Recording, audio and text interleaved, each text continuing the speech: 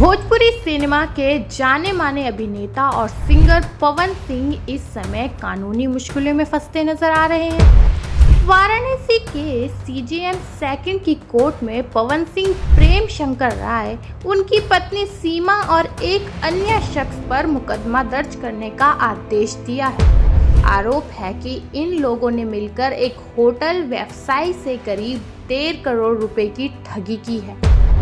पूरा मामला दरअसल साल 2017 का है।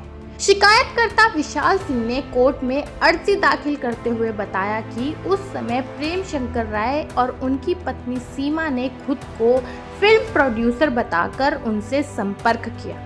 उन्होंने भरोसा दिलाया कि अगर वो फिल्मों में निवेश करेंगे तो उन्हें अच्छा मुनाफा मिलेगा। इस दौरान विशाल को पवन सिंह से भी मिलवाया गया। विशाल का आरोप है कि पवन सिंह ने भी खुद इस प्रोजेक्ट का हिस्सा होने की बात कही और निवेश करने के लिए उन्हें राजी किया।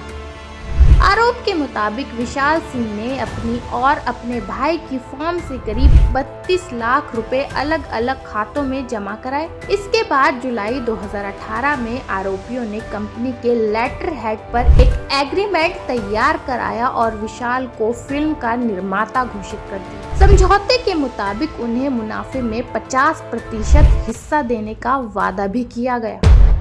इसके बाद बॉस नाम की फिल्म की शूटिंग शुरू हुई।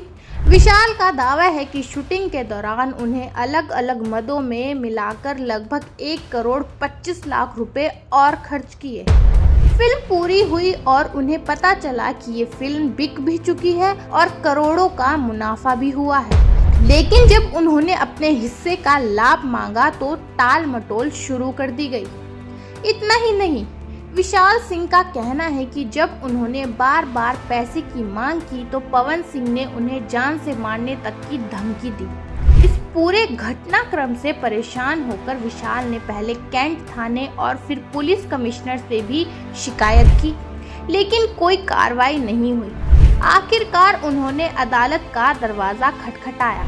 वाराणसी के सीजेएम द्वितीय की कोर्ट से सुनवाई के बाद सारे तथ्यों को ध्यान में रखते हुए पवन सिंह, प्रेम शंकर राय और उनकी पत्नी सीमा और एक अन्य शख्स पर मुकदमा दर्ज कराने का आदेश दिया गया है। विशाल की तरफ से पेश वकील राहुल द्विवेदी ने ये कोर्ट को बताया कि ये मामला करीब 1.5 करोड़ रुपए का है।